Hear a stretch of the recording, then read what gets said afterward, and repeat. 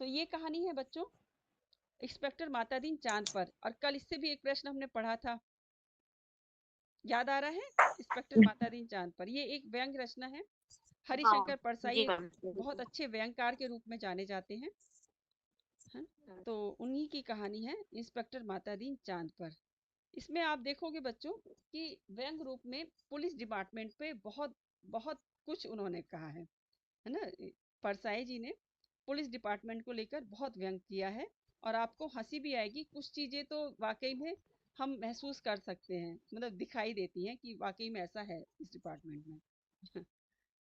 तो चलो देखते हैं पुलिस महकमे पे जो इनका व्यंग है इंस्पेक्टर मातादीन चांद पर। अच्छा, ये सिक्का बदल गया कहानी का आपने ये संग्रह तो नोट कर लिया है।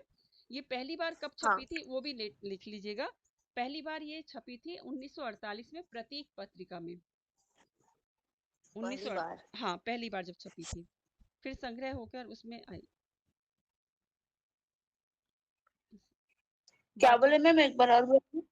1948 में प्रतीक पत्रिका में ये कहानी आई थी, पहली बार प्रकाशित हुई थी। और फिर जी इसको मैम। संग्रह क्या है, बादलों के घेरे, ये इसके यस, संग्रह का इसमें नाम। 14 कहानी है। हाँ, बादलों के घेरे। इंस्पेक्टर मातादीन ये 1970 में आई है बच्चों, 1970 में। इंस्पेक्टर मातादीन चांद पर 1970 में। संग्रह मैम। नहीं, संग्रह में नहीं है ये, बस इसका 1970 ही जिक्र मिलता है। इंस्पेक्टर जी। मातादीन चांद पर 1970 में प्रकाशित हुई थी, इतना आता है। चलिए तो शुरू करते हैं। ये व्यंग है, इसमें तो आपको बहुत हंसी आएगी। थोड़ा अभी जैसा मन हो रहा था उससे थोड़ा सा बदल जाएगा मन। देखते हैं, चलिए हम लोग भी चांद पे चलते हैं माता दीन जी के साथ। जी मैम। हरिशंकर परसाई व्यंगकार हैं। वैज्ञानिक कहते हैं चांद पर जीवन नहीं है। सीनियर पुलिस इंस्पेक्टर माता दीन, डिपार्टमेंट में एमडी साहब, माता से एम, दीन से डी, एमडी साहब हो गए हैं। कहते हैं वैज्ञानिक झूठ बोलते हैं, वहां हमारे जैसे ही मनुष्य की आबादी है। विज्ञान ने हमेशा इंस्पेक्टर माता दीन से मात खाई है। फिंगरप्रिंट विशेषज्ञ कहता रहता है छुरे पर पाए गए निशान मुलजिम की आंखों के नहीं है, पर माता दीन उसे सजा दिला ही देते हैं। एक मिनट बेटा।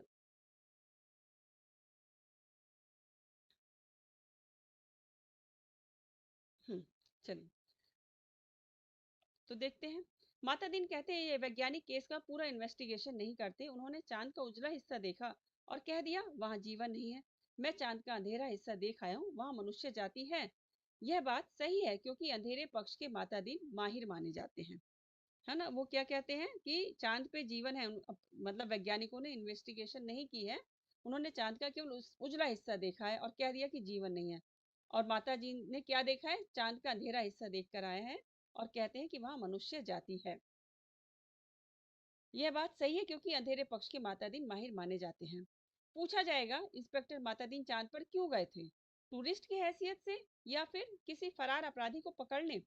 नहीं, वे भारत की तरफ से सांस्कृतिक आदान प्रदान के अंतर्गत गए थे। देखिए क्यों गए थे, भारत की तरफ से चांद पर गए थे, सांस्कृतिक मतलब भारत की संस्कृति वहां बताने के लिए और वहां की संस्कृति भारत में लाने के लिए। चांद की, चांद सरकार ने भारत सरकार को लिखा था, यूं हमारी सभ्यता बहुत आगे बढ़ी है पर हमारी पुलिस में पर्याप्त सक्षमता नहीं है। चांद की पुलिस मतलब सक्षम नहीं है ज्यादा, वह अपराधी का पता लगाने और उसे सजा दिलाने में अक्सर सफल नहीं होती। सुना है आपके यहाँ राम राज है, मेहरबानी करके किसी पुलिस अफसर को भेजें जो हमारी पुलिस को शिक्षित कर दे। गृह मंत्री ने सचिव से कहा किसी आईजी को भेज दो। सचिव ने कहा नहीं सर, आईजी नहीं भेजा जा सकता, प्रोटोकॉल का सवाल है। चांद हमारा एक क्षुद्र उपग्रह है, मतलब छोटा सा उपग्रह है। आईजी के रैंक के आदमी को नहीं भेजेंगे, किसी सीनियर इंस्पेक्टर को भेज देता हूँ। तो गृह मंत्री ने सचिव से कहा है, सचिव ने क्या जवाब दिया कि किसी सीनियर इंस्पेक्टर को भेज देते हैं, आईजी कहाँ जाएंगे वहां चांद के जैसे क्षुद्र उपग्रह पे। तय किया गया कि हजारों मामलों के इन्वेस्टिगेटिंग ऑफिसर सीनियर इंस्पेक्टर माता दिन को भेज दिया जाए। कहानी समझ में आ रही है बच्चों? व्यंग जी मैम। है ना कि अब ये चांद पे कोई गया नहीं है, ये इंस्पेक्टर माता दिन गए थोड़ी हैं, लेकिन लेखक जो है अपनी कल्पनाओं के सहारे कहीं भी उड़ान भरता है। हाँ तो यहाँ पे बैंक क्योंकि देखते पुलिस महकमे पे व्यंग करने के लिए उन्होंने ये बात कही है। ठीक है। पुलिस वहाँ व्यवस्था पर। कहाँ की पुलिस असक्षम है? वहाँ की, चांद की पुलिस। हाँ, और ये यहाँ की भारत की पुलिस को वो लोग वहाँ बुला के वहाँ अपनी मतलब एक ट्रेनिंग की तरह वहाँ ट्रेनिंग देने के लिए बुलाने चाह रहे हैं। चांद सरकार चांद सरकार ने भारत सरकार को लिखा। फिर यहाँ पे जब वहाँ से मैसेज आया तो यहाँ के गृह मंत्री ने सचिव से कहा कि आईजी को भेज दो। सचिव ने कहा कि आईजी के रैंक का आईजी रैंक मतलब रैंक में बहुत सीनियर है, ऊंचे हैं, उनका काम नहीं है। किसी इंस्पेक्टर को, सीनियर इंस्पेक्टर को भेजा जाता है। और फिर ये तय किया गया कि सीनियर इंस्पेक्टर माता दिन को भेजा जाए। चांद की सरकार को लिख दिया गया कि आप माता दिन को लेने के लिए पृथ्वीयान भेज दीजिए। उनको लेने के लिए भेज दिए करके वहां पे मैसेज चला गया है।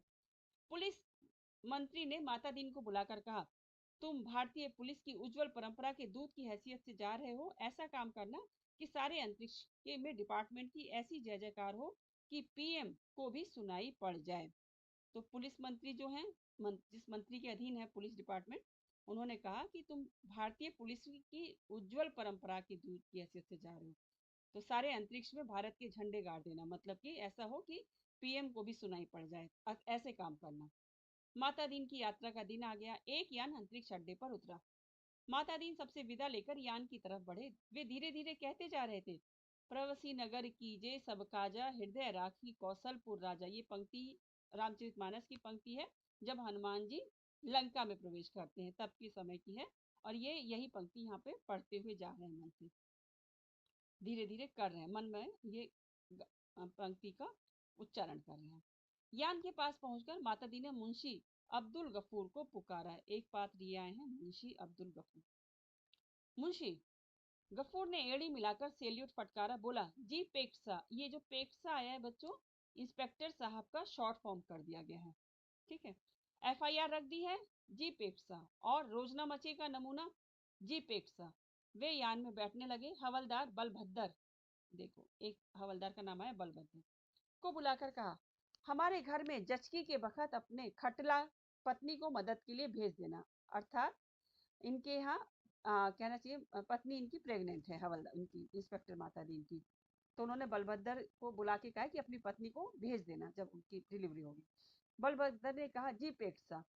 गफूर ने कहा, आप बेफिक्र रहें पेटसा, मैं अपने मकान मतलब पत्नी को भी भेज दूंगा खिदमत के लिए। खटला शब्द आया एक बार पत्नी के लिए, यहाँ पे मकान आया है। ये देखो एक मिनट। माता दी ने यान के चालक से पूछा, जैसे पुलिस की आदत होती है, ड्राइविंग लाइसेंस है? जी है साहब। और गाड़ी में बत्ती ठीक है? जी साहब, जी ठीक है।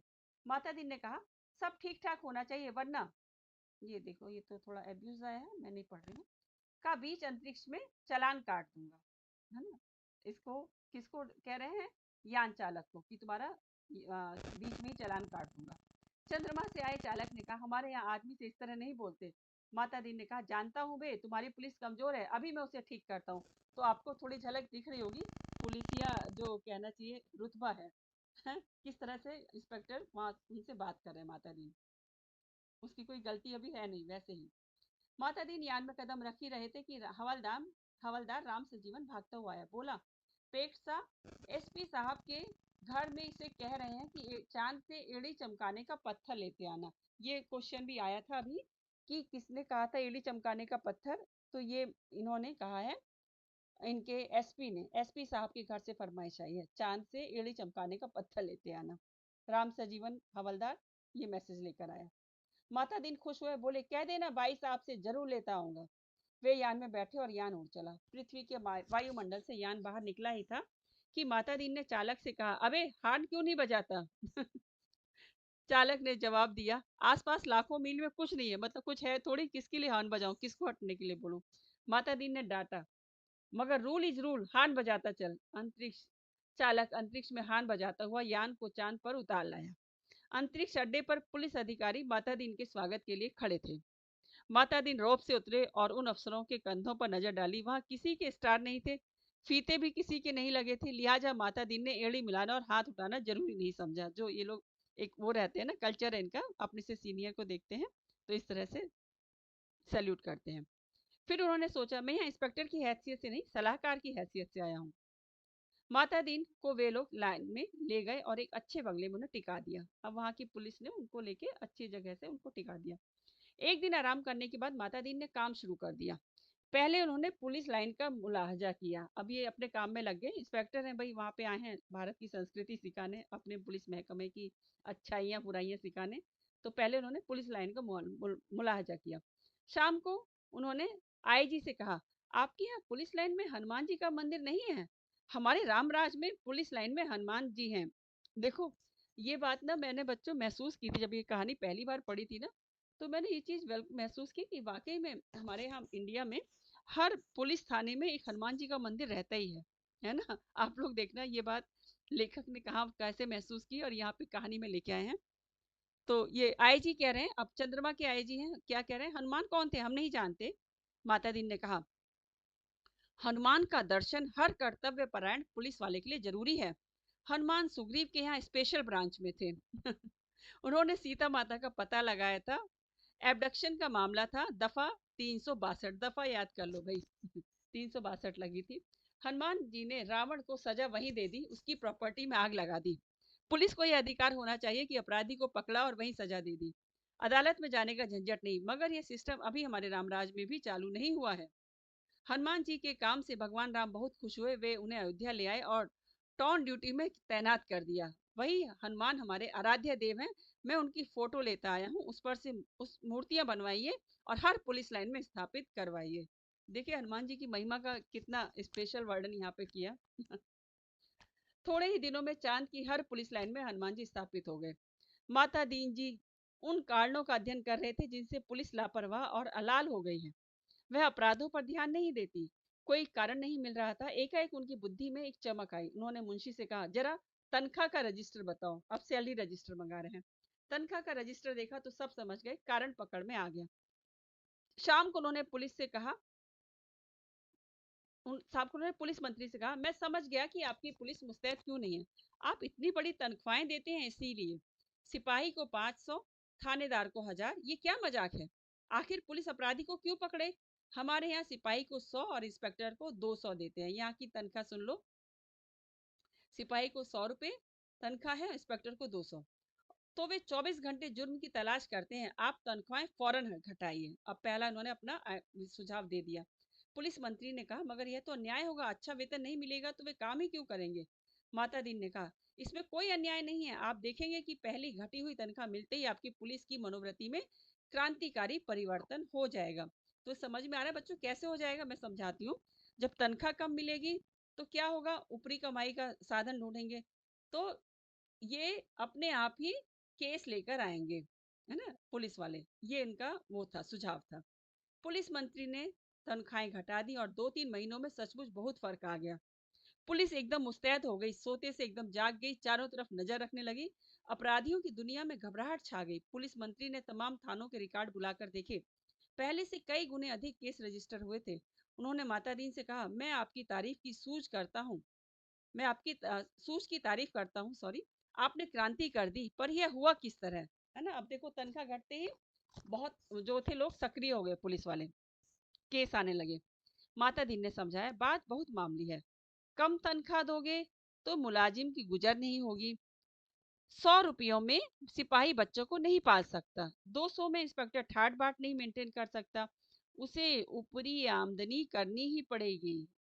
और ऊपरी आमदनी तभी होगी जब वह अपराधी को पकड़ेगा, गरज कि वह अपराधों पर नजर रखेगा, सचेत, कर्तव्य परायण और मुस्तैद हो जाएगा।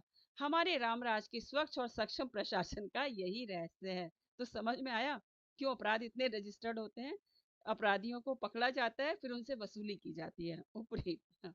चंद्रलोक में इस चमत्कार की खबर फैल गई। लोग माता दीन को देखने आने लगे कि वह आदमी कैसा है जो तनख्वाह कम करके सक्षमता ला देता है। पुलिस के लोग भी खुश थे। वे कहते, गुरु आप इधर न पधारते तो हम सभी कोरी तनख्वाह से गुजर रहते। सरकार भी खुश थी कि मुनाफे का बजट बनने वाला था। मतलब सब लोग खुश थे। पुलिस वाले क्यों खुश थे कम तनख्वाह में? क्योंकि उनको जो ऊपरी आमदनी हो रही थी तनख्वाह से बहुत ज्यादा मिल जा रहा था जो पहले तनख्वाह थी। और सरकार खुश थी कि अब बजट कम हो जाएगा, इनका सैलरी कम कर दी है। आधी समस्या हल हो गई, पुलिस अपराधी पकड़ने लगी थी। अब मामले की जांच विधि में सुधार करना रह गया था। अपराधी को पकड़ने के बाद उसे सजा दिलाना माता दीन इंतजार कर रहे थे कि कोई बड़ा केस हो जाए तो नमूने के तौर पर उसका इन्वेस्टिगेशन करके बताएं। एक दिन आपसी मारपीट में एक आदमी मारा गया। माता दीन कोतवाली में आकर बैठ गए और बोले, नमूने के लिए इस केस का इन्वेस्टिगेशन करता हूँ, आप लोग सीखिए। यह कत्ल का केस है, कत्ल के केस में एविडेंस बहुत पक्का होना चाहिए, है ना, गवाह जो सबूत पक्का होना चाहिए। कोतवाल ने कहा, पहले कातिल का पता लगाया जाएगा, तभी तो एविडेंस इकट्ठा किया जाएगा। माता दीन ने कहा, नहीं, उल्टे मत चलो। अब देखो हमारे भारत में क्या होता है, पहले एविडेंस देखो, क्या कहीं खून मिला किसी के कपड़ों पर या और कहीं? एक इंस्पेक्टर ने कहा, हाँ, मारने वाले तो भाग गए थे, मृतक सड़क पर बेहोश पड़ा था। एक भला आदमी वहां रहता है, उसने उठाकर अस्पताल भेजा। उस भले आदमी के कपड़ों पर खून के दाग लग गए हैं। अब जिस आदमी ने उसकी मदद की थी, उसको अस्पताल में दाखिल कराया, उसके पे खून के दाग लगे हैं कपड़े पे उसके। माता दीन ने कहा, उसे फौरन गिरफ्तार करो। कोतवाल ने कहा, मगर उसने तो मरते हुए आदमी की मदद की थी। माता दीन ने कहा, वह सब ठीक है, पर तुम खून के दाग ढूंढने और कहाँ जाओगे? जो एविडेंस मिल रहा है उसे तो कब्जे में करो।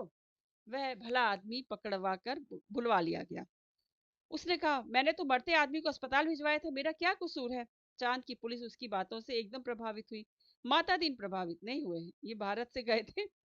सारा पुलिस महकमा उत्सुक था कि अब माता दीन क्या तर्क निकालते हैं। माता दीन ने उससे कहा, पर तुम झगड़े की जगह गए क्यों?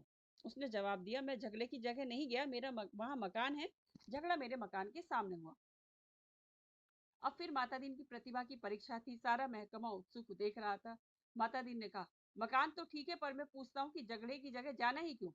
इस तर्क का कोई जवाब नहीं था। वह बार बार कहता, मैं झगड़े की जगह नहीं गया, मेरा वही मकान है। माता दीन उसे जवाब देते, सो ठीक है, पर झगड़े की जगह जाने क्यों? ये बेतुका तर्क कर रहे हैं। इस तर्क प्रणाली से पुलिस के लोग बहुत प्रभावित हुए। अब माता दीन जी ने इन्वेस्टिगेशन का सिद्धांत समझाया। देखो क्या है, देखो, आदमी मारा गया है तो यह पक्का है कि किसी ने उसे जरूर मारा। कोई कातिल है, किसी को सजा होनी है, सवाल है किसको सजा होनी है। पुलिस के लिए यह सवाल इतना महत्व नहीं रखता जितना यह सवाल कि जुर्म किस पर साबित हो सकता है या किस पर साबित होना चाहिए। ये है, देखो, पुलिस के लिए ये नहीं, ये महत्वपूर्ण नहीं है उनके लिए कि किसको सजा होनी है ना, उनके लिए ये है कि जुर्म किस पे साबित हो रहा है। कत्ल हुआ है तो किसी मनुष्य को तो सजा होगी ही, मारने वाले को होती है या बेकसूरों को। ये अपने सोचने की बात नहीं है, पुलिस के लिए ये सोचने की जरूरी नहीं है। मनुष्य मनुष्य सब बराबर है, उसमें उसी परमात्मा का अंश है। हम भेदभाव नहीं करते, यह पुलिस का मानवतावाद है। किसी को भी सजा हो जाए, मगर सजा होनी चाहिए। दूसरा सवाल है, किस पर जुर्म साबित होना चाहिए, इसका निर्णय इन बातों से होगा। क्या वह आदमी पुलिस के रास्ते में आता है? दूसरा, क्या उसे सजा दिलाने से ऊपर के लोग खुश होंगे, है ना? जुर्म किस पर साबित करना है, ये इस पे डिपेंड करता है। माता दीन को बताया गया कि वह आदमी भला है, पर पुलिस अन्याय करे तो विरोध करता है। जहां तक ऊपर के लोगों का सवाल है, वह वर्तमान सरकार की विरोधी राजनीति वाला है, ये भी पता लगा लिया। माता दीन माता दीन ने टेबल ठोककर कहा, फर्स्ट क्लास केस, एक पक्का एविडेंस और ऊपर का सपोर्ट। मतलब विरोधी पार्टी का है तो सरकार भी सपोर्ट करेगी। एक इंस्पेक्टर ने कहा, पर हमारे गले यह बात नहीं उतरती कि एक निरपराध भले आदमी को सजा दिलाई जाए। माता दी ने समझाया, देखो, मैं समझा चुका हूँ कि सब में उसी ईश्वर का अंश है। सजा इसे हो या कातिल को, फांसी पर तो ईश्वर ही चढ़ेगा ना। फिर तुम्हें कपड़ों पर खून मिल रहा है, इसे छोड़कर तुम कहाँ खून ढूंढते फिरोगे? तुम तो भरो FIR, फर्स्ट इंफॉर्मेशन रिपोर्ट। माता दीन जी ने FIR भरवा दी। बखत जरूरत के लिए खाली जगह छुड़वा दी, जो हेर फेर हो जाता है ना उसमें। दूसरे दिन पुलिस कोतवाल ने कहा, गुरुदेव, हमारी तो बड़ी आफत है, तमाम भले आदमी आते हैं और कहते हैं उस बेचारे बेकसूर को क्यों फंसा रहे हो? ऐसा तो चंद्रलोक में कभी नहीं हुआ। बताइए हम क्या जवाब दें, हम तो बहुत शर्मिंदा हैं। माता दीन ने कोतवाल से कहा, घबराओ मत। शुरू शुरू में काम के आदमी को शर्म आती है, इस काम में आदमी को शर्म आती है। आगे तुम्हें बेकसूर को छोड़ने में शर्म आएगी। अभी तुम्हें बेकसूर को पकड़ने में शर्म आ रही है, आगे जब सीख जाओगे तो बेकसूर को छोड़ने में आएगी। हर चीज का जवाब है। अब आपके पास जो आए उनसे कह दो, हम जानते हैं कि वह निर्दोष है, पर हम क्या करें, यह सब ऊपर से हो रहा है। और ये वाकई में हमारे यहाँ का बहुत प्रचलित कथन है कुछ भी हो ऊपर से हो रहा है। कोतवाल ने कहा तब वे एसपी के पास जाएंगे। माता दीन बोले एसपी भी कह दे कि ऊपर से हो रहा है। अब देखो पुलिस इंस्पेक्टर के बाद लोग कहाँ जाएंगे, एसपी, एसपी भी यही कह देंगे ऊपर से हो रहा है। तब वे आईजी के पास शिकायत करेंगे, आईजी भी कहेंगे सब ऊपर से हो रहा है। तब वे लोग पुलिस मंत्री के पास पहुंचेंगे। ये देखो बच्चों, ये भी आप इनके वो भी नोट कर लो, इनकी सीनियरिटी किस बेस पे है। पहले कोतवाल, फिर एसपी, फिर आईजी, उसके बाद पुलिस मंत्री। तो अब पुलिस मंत्री भी कहेंगे कि भैया मैं क्या करूं, या ऊपर से हो रहा है। तो वे प्रधानमंत्री के पास जाएंगे। प्रधानमंत्री भी कहें कि मैं जानता हूं मैं निर्दोष है, पर यह सब ऊपर से हो रहा है। कोतवाल ने कहा तब वे, माता दी ने कहा तब क्या, तब वे किसके पास जाएंगे, भगवान के पास ने, मगर भगवान से पूछकर कौन लौट सकता है। अब प्रधानमंत्री के ऊपर भगवान है, भगवान से कौन पूछेगा। कोतवाल चुप रह गया, वह एक महान प्रतिभा से चमत्कृत था। माता दी ने कहा एक मुहावरा ऊपर से हो रहा है हमारे देश में 25 सालों से सरकारों को बचा रहा है, तुम इसे सीख लो। 1970 में आई थी ये कहानी, और ये तब की बात कह रहे हैं, और आज तो इसको 75 साल से भी ऊपर हो गए इस मुहावरे को, और ये चल ही रहा है। 25 साल से सरकारों को बचा रहा है। केस की तैयारी होने लगी। माता दी ने कहा अब 4-6 चश्मदीद गवाह लाओ। कोतवाल चश्मदीद गवाह कैसे मिलेंगे, जब किसी ने उसे मारते देखा ही नहीं, तो चश्मदीद गवाह कैसे कोई होगा। माता दी ने सिर ठोक लिया, किन बेवकूफों के बीच फंसा दिया गवर्नमेंट में, इन्हें तो एबीसीडी भी नहीं आती। झल्लाकर कहा चश्मदीद गवाह किसे कहते हैं जानते हो, चश्मदीद गवाह वह नहीं है जो देखे, बल्कि वह है जो कहे कि मैंने देखा। देखिए चश्मदीद गवाह क्या होता है। कोतवाल ने कहा ऐसा कोई क्यों कहेगा। माता दी ने कहा कहेगा, समझ में नहीं आता, कैसे डिपार्टमेंट चलाते हो। अरे चश्मदीद गवाहों की लिस्ट पुलिस के पास पहले से रहती है, जहां जरूरत हुई उन्हें चश्मदीद बना दिया। ये यहाँ इंडिया की पुलिस की बात हो रही है। हमारे यहाँ ऐसे आदमी जो साल में 300-400 वारदातों के चश्मदीद गवाह रहते हैं। हमारी अदालतें भी मान लेती है कि इस आदमी में कोई दैवी शक्ति है, जिससे जान लेता है कि अमुक जगह वारदात होने वाली है, और वह पहले से पहुंच जाता है। मैं तुम्हें चश्मदीद गवाह बनाकर देता हूँ। 8-10 उठाई गिरोह को बुलाओ, जो चोरी, मारपीट, गुंडागर्दी करते हो, जुआ खिलाते हो या शराब उतारते हो। दूसरे दिन शहर के 8-10 नवरत्न कोतवाली में हाजिर थे। उन्हें देखकर माता दिन गदगद हो गए, और बहुत दिन हो गए थे ऐसे लोगों को देखे, बड़ा सूना सूना लग रहा था। माता दिन का प्रेम उमड़ पड़ा। उनसे कहा तुम लोगों ने उस आदमी को लाठी से मारते देखा था ने। वे बोले नहीं देखा साहब, हम वहां थे ही नहीं। माता दिन जानते थे यह पहला मौका है। फिर उन्होंने कहा वहां नहीं थे, यह मैंने माना, पर लाठी मारते देखा तो था। उन लोगों को लगा कि यह आदमी पागल है, तभी ऐसी उठपटांग बात कहता है। वे हंसने लगे। माता दीन ने कहा हंसो मत, जवाब दो। वे बोले जब थे ही नहीं तो कैसे देखा। माता दीन ने गुर्रा कर देखा, कहा कैसे देखा सो बताता हूँ। तुम लोग जो काम करते हो सब इधर दर्ज है। हर एक को कम से कम 10 साल जेल में डाला जा सकता है। तुम ये काम आगे भी करना चाहते हो या जेल जाना चाहते हो। वे घबरा कर बोले साहब हम जेल नहीं जाना चाहते। माता दी ने कहा ठीक, तो तुमने उस आदमी को लाठी मारते देखा, देखा ने।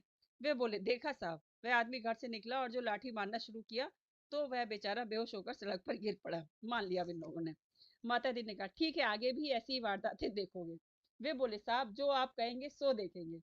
कोतवाल इस चमत्कार से थोड़ी देर को बेहोश हो गया। होश आया तो माता दिन की चरणों पर गिर पड़ा। माता दी ने कहा हटो, काम करने दो। कोतवाल पांवों से लिपट गया, कहने लगा मैं जीवन भर इन श्री चरणों में पड़ा रहना चाहता हूँ। माता दी ने आगे की सारी कार्यप्रणाली तय कर दी। एफआईआर बदलना, बीच में पन्ने डालना, रोजनामचा बदलना, गवाहों को तोड़ना, सब सिखा दिया। उस आदमी को 20 साल की सजा हो गई। बेकसूर जो जिसने अस्पताल पहुंचाया था उसको 20 साल की सजा हो गई। चांद की पुलिस शिक्षित हो चुकी थी। धड़ाधड़ केस आने लगे, केस बनने लगे और सजा होने लगी। चांद की सरकार बहुत खुश थी। पुलिस की ऐसी मुस्तैदी भारत सरकार के सहयोग का नतीजा था। चांद की संसद ने एक धन्यवाद का प्रस्ताव पास किया। एक दिन माता दीन जी का सार्वजनिक अभिनंदन किया गया। वे फूलों से लदे खुली जीप पर बैठे थे। आसपास जय जयकार करते हजारों लोग। वे हाथ जोड़कर अपने गृह मंत्री की स्टाइल में जवाब दे रहे थे। जिंदगी में पहली बार ऐसा कर रहे थे, इसलिए थोड़ा अटपटा लग रहा था। इंस्पेक्टर थे, गृह मंत्री समझ रहे थे अब अपने आप को। 26 साल पहले पुलिस में भर्ती होते वक्त किसने सोचा था कि एक दिन दूसरे लोग में उनका ऐसा अभिनंदन होगा। वे पछताए, अच्छा होता कि इस मौके के लिए कुर्ता, टोपी और धोती ले आते। तो ये 26 साल का आंकड़ा देख लो, 26 साल पहले भर्ती हुए थे इस महकमे में। भारत के पुलिस मंत्री टेलीविजन पर बैठे यह दृश्य देख रहे थे और सोच रहे थे मेरी सद्भावना यात्रा के लिए वातावरण बन गया। कुछ महीने निकल गए, अब कुछ महीने और रह लिए वहां पे वो। एक दिन चांद की संसद का विशेष अधिवेशन बुलाया गया। बहुत तूफान खड़ा हुआ।